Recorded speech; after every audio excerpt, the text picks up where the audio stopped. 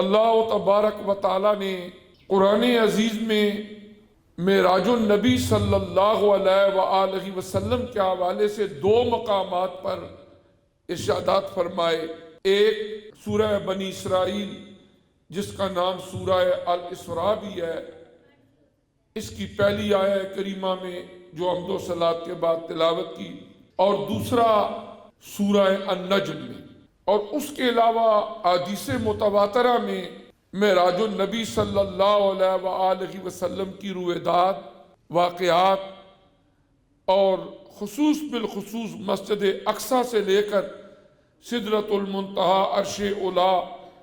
اور لامکاں کی حدود تک کے سفر کو بیان فرمایا گیا۔ مسجد حرام سے لے کر مسجد اقصیٰ تک کا جو سفر ہے، اس کو اللہ کریم نے صریح انداز میں قرآن میں بیان فرمایا، اور علماء مفسرین نے لکھا ہے کہ اگر کوئی بندہ اس معراج شریف کا انکار کرتا ہے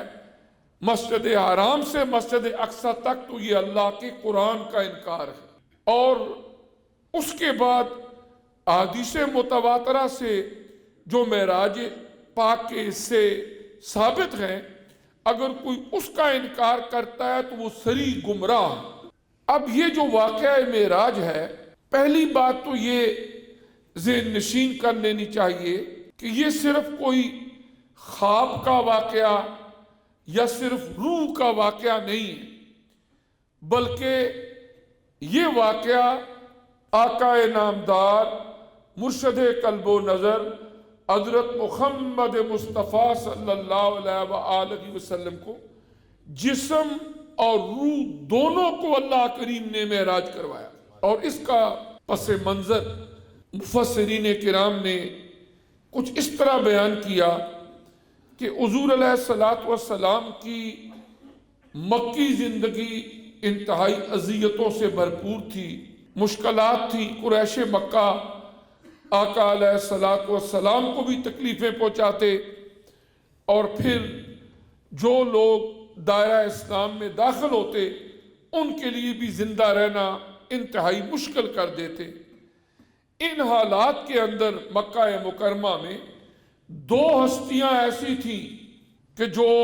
حضور نبی کریم علیہ الصلوۃ والسلام کو تسلی اور ہمت دیتی، سہارا بنتی۔ ایک آپ کی زوجہ محترمہ ام المومنین حضرت سیدہ خدیجۃ الکبریٰ رضی اللہ تعالی عنہا، اور دوسرے آپ کے چچا حضرت سیدنا ابو طالب رضی اللہ تعالی عنہ۔ یہ دو وہ ہستیاں تھیں جو حضور علیہ الصلوۃ والسلام کو تسلی دیتی۔ جو حضور علیہ السلام کی 13 سالہ مکی زندگی کا 12واں سال ہے، اتفاق ایسا ہوا کہ ایک ہی سال میں یہ دونوں ہستیاں اس دار فانی کو چھوڑ کے دار بقا کی طرف چلی گئیں۔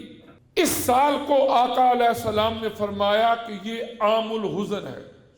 ہماری عام سیرت کی کتابوں کے اندر بھی جو حضور علیہ السلام کی بعثت مبارکہ کا 12واں سال ہے، اس کو کہا جاتا ہے کہ یہ عام الحزن ہے،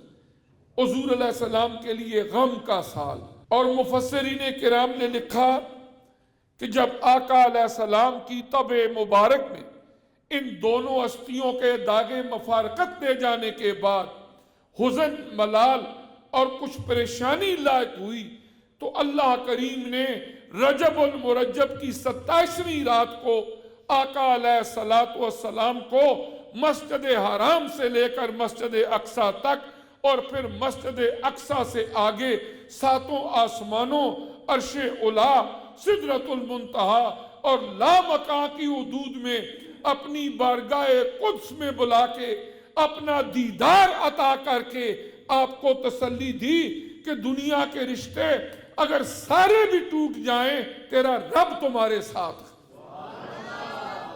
اور یہ تھا وہ پس منظر کہ جس میں آقا علیہ الصلوۃ والسلام کو آج کی رات میں معراج کرائی گئی۔ حضور علیہ السلام نے یہ دعویٰ کیا ہی نہیں کہ میں نے معراج کی ہے، بلکہ اللہ نے فرمایا ہے کہ وہ اللہ پاک جو علی کل شیء قدیر ہے اس نے یہ معراج کرائی، وہ اللہ جو ایک چھوٹے سے دانے سے تناور درخت بنا دیتا ہے، ایک قطرہ آب سے خوبصورت انسان اور حیوانات بنا دیتا ہے،